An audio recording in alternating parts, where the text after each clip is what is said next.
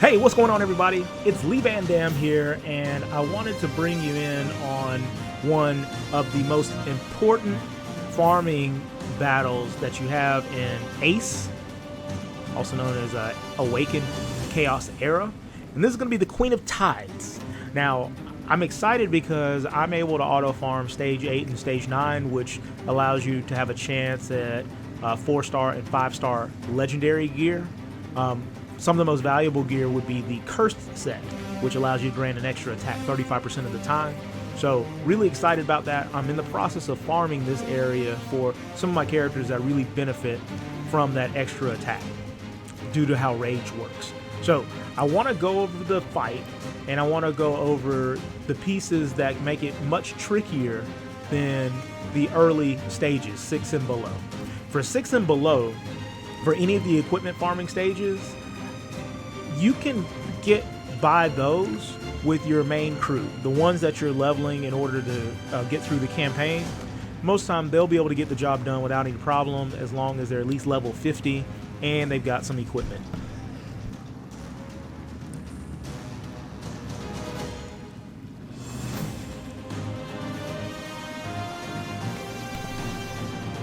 When you start getting to 7 and above, depending on the fight, you've got ads and other interesting things that start to happen. So I wanted to start off with Queen of Tides because this is a fight that I'm working through. I want to help you be able to work through it too with the knowledge and tips that I've been given. So the most universally accepted method to kill Queen of Tides right now is stacking dots, preferably poison. So this is why Santis is number 1. So let's go over the skills, let's go over the abilities of everybody involved in this fight. I'm going to talk about the enemies first, and then I'm going to talk about the units that I chose to run this fight with, so that way you can understand how the whole fight's going to go down. Now, Queen of Tides. Her trait gives her 2 buffs once every 2 rounds. Blessings of the Goddess. Now, as soon as she has at least 3 buffs on her, she launches a bonus attack with Dragon Bomb. Okay? So she gets 2 buffs by her trait every couple of rounds. Her basic attack gives her a random buff, just like Natalia. So this combined with her trait means that she's going to Dragon Bomb you. Unless you have a way to remove buffs every round, she's going to Dragon Bomb you every few rounds as an extra attack, which attacks everybody. Stifling Aqua Cage. So this disables the movement, aka it stuns an enemy with the highest attack for 2 turns, and it inflicts a die. So it's good to have someone that can remove Stifling Aqua Cage, or at least heal them throughout the stun, because they won't be able to do anything. Shields are great too for this. Alright, next we've got Water Whip. So Water Whip hits everybody, and it creates a shield as well. So the reason this is important is because since she can shield herself, it's going to mitigate a lot of damage. There's the crab on the right. That's going to be your biggest menace. And it's going to be because of this skill.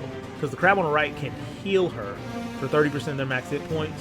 So coupled with the shield, if you don't have a way to burn through that shield or kill this crab, that's the recommended method, is to kill this crab, then you're going to be in for a long fight that is nigh impossible. Now, poison and dots are great for this. I'm sure you'll get to a point in late game where you can just DPS this down without a problem, but in the middle of the game, 4 and 5-star legendary gear can be really good to be able to farm, especially if you're doing something else. Just have the game be able to auto farm it.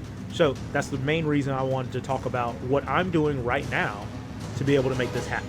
So we're gonna go with the stars of the show first. The first one is Santis. Santis is highly recommended because of the way that she poisons and is able to stack her poisons. Let's go over that. Her trait gives her a chance to apply an additional poison for 2 turns whenever an attack against an enemy that already has a poison on it. So that's very cool. Once you get her to Ascension 5, it turns to 100% chance. So she stacks double poison. So that's crazy. Basic attack has a chance to apply poison 2 turns.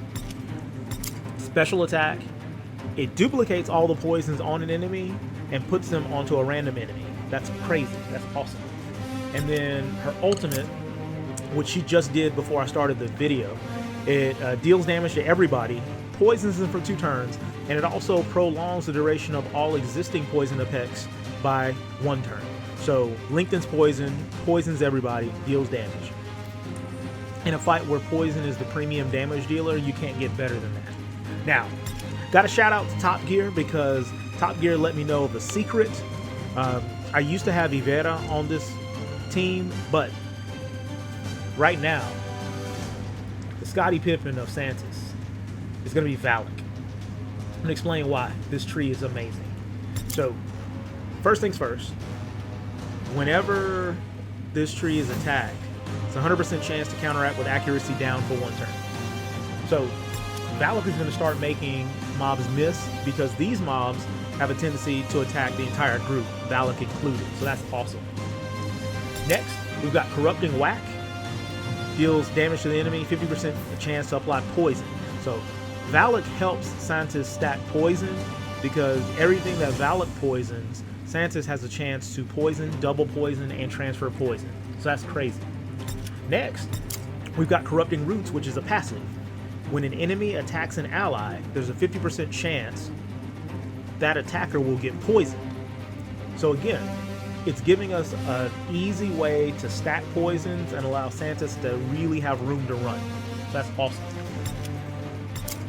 Last but not least, Dark Whispers. Now this deals damage based on the number of poisons that are stacked on the target. I don't actually use this when auto farming because I want to stack poisons. So the basic attack is much better for me than having this happen every 3 turns. Okay. Next we've got Rodira. She's an amazing healer. She's green, so since the enemies are blue, that's going to give her improved defense because she's going to have a higher chance to deflect attacks, so they mitigate damage that way. And she just overall is not weak to blue attacks, so that's helpful. Order of Nature, she has a chance to apply attack down, so that can slow down the Queen of Tides whenever Tsunami or other attacks are coming through. And she's a great healer. She can get rid of the Stifling Aqua Cage with this ability, and then she AoE heals and casts defense up, again helping mitigate damage because the name of this game is to survive until the poisons do their work. Okay, last but not least, we've got that man Charles. Whew.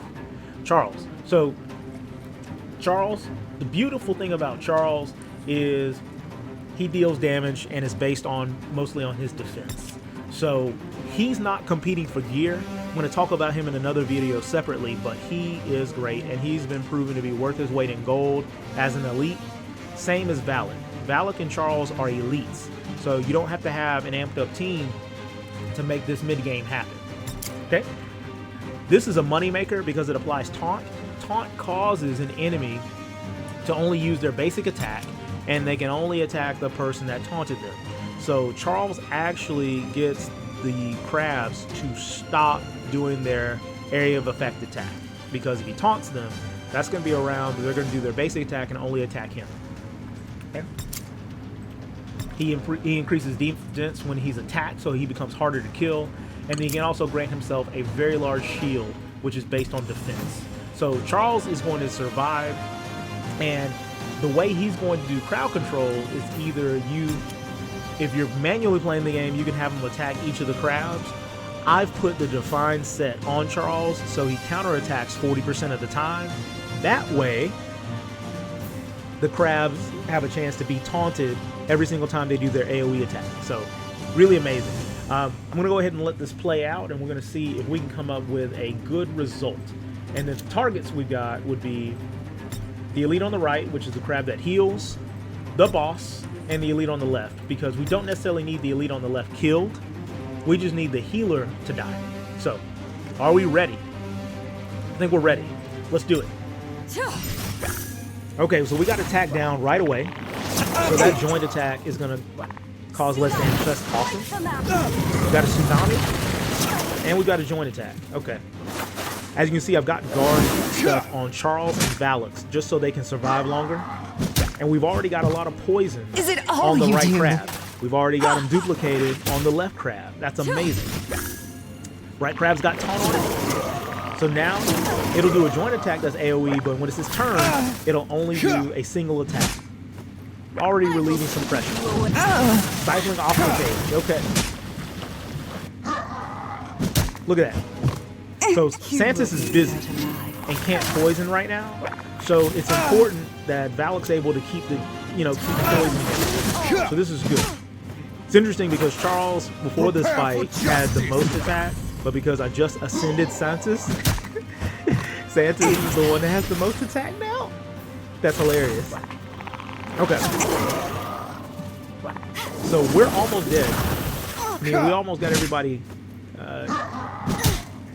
killed here. The right crab is already dead. Will be consumed. And I think I'm only on 7 just for this display. I'll try 8 after this because that's where I'm normally farming. Accuracy down's doing his work. Charles taunting it up. Okay, we've got a lot of poisons on Queen of Tides now. I saw 4, 5. Is it all? Okay, got him duplicated on the left crab, so the left crab is taking a lot of damage. With the Rodira healing like nobody's business. Okay.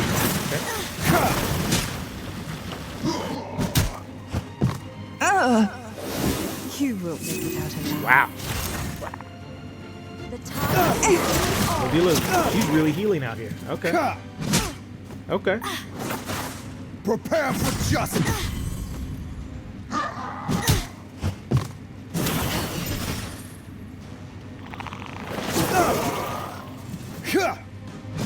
Nice work, Charles.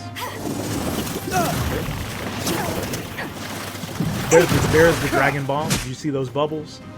That's what happens when she gets at least 3 buffs on her. Now, this world will her be buffs consumed. are not like unremovable. So if you've got a unit that can remove her buffs, then you can always keep her. You can make sure she doesn't do that extra attack. Nice.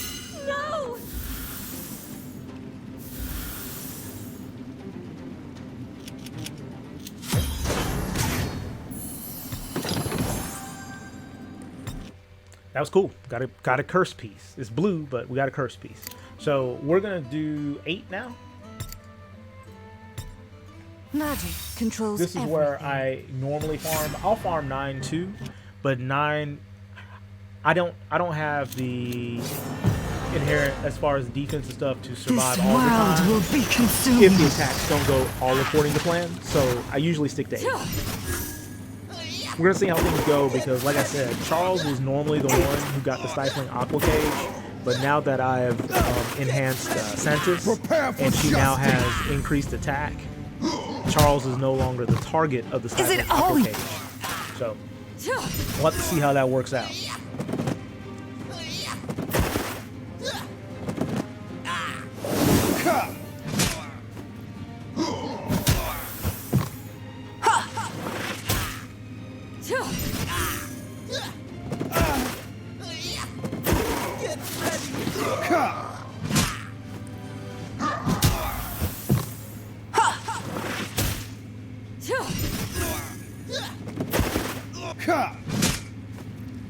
Okay.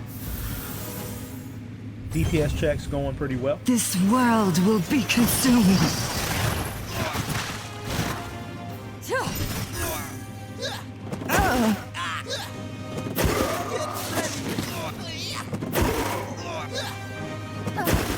Prepare for justice. Charles out here Is it all you do? giving them some justice.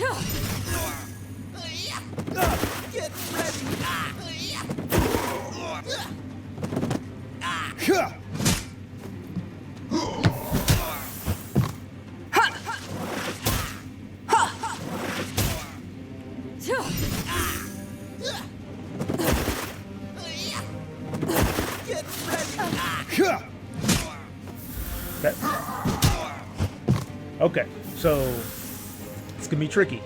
We're gonna have to deal with a tsunami up front. So it's gonna be up to how long Rodira survives. Okay, we gotta This heal over time. world will be consumed. Nice. Nice, you got an attack down. Okay. Okay. Joint Silent attack. Okay. Nice accuracy down. We got some Prepare for poison there. justice. Boom. Okay. Is it all you do? Okay. Good transfer of poison right there. Defense up. We're doing well. Okay. Got accuracy down on everybody. Okay. So Stifling Aqua Cage is in.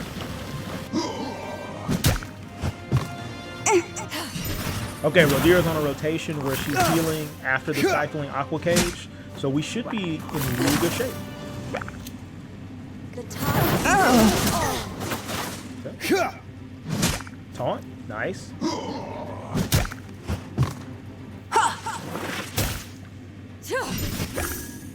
So we've got a lot of poisons that hopefully... Oh, no transfer for the poisons there because the crab died. But that's cool. That means there's no more healing for the boss. So that's all right there. Boom. Now we just start stacking This poisons on the boss. world will be consumed. Oh. She was ahead of the cage there.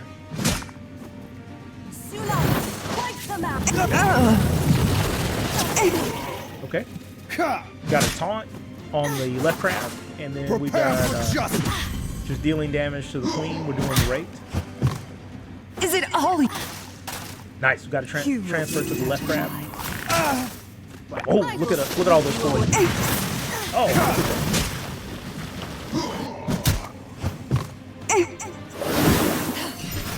Nice.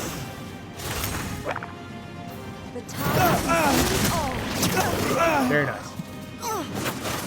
Okay.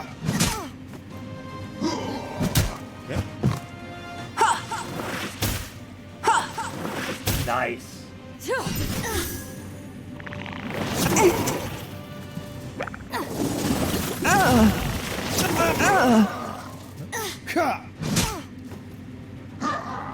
Nice.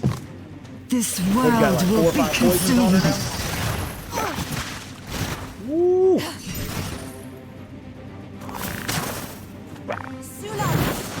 now. Woo! Ooh, look at that. Prepare for justice. That stat. Is it all you There we go. So that's the fight. Oh, nice. 5-star epic. Okay.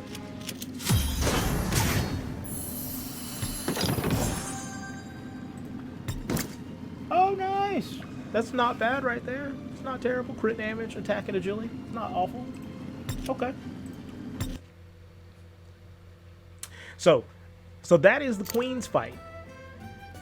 That's the mid-game Queen's fight. I can manual, like I said, I can do 9. I can manual it all the time, and I can auto it half the time. So, you know, I'm nowhere near high tier, but that's a really, really tricky area where you can start to get good gear. 8 and 9, where you have the 4-star, 5-star up to legendary status. So, you know, I wanted to just talk about this because I've been giving a lot of great tips. So if you can find some status effects, so some dots, preferably poison because they're easy to spread. Crowd control, which you can be creative with the crowd control. Healer, and then you can also have someone who debuffs queens. If you have someone that debuffs queens regularly, then you won't have to worry about as many attacks. So you have that option. Attack down's great, just so you can survive everything. Damage mitigation, and you know, the poisons, they really, really do put in the work. All right, so I appreciate you coming by to hang out with me. If you like this video, be sure to throw me a like. If you haven't subscribed already, please do.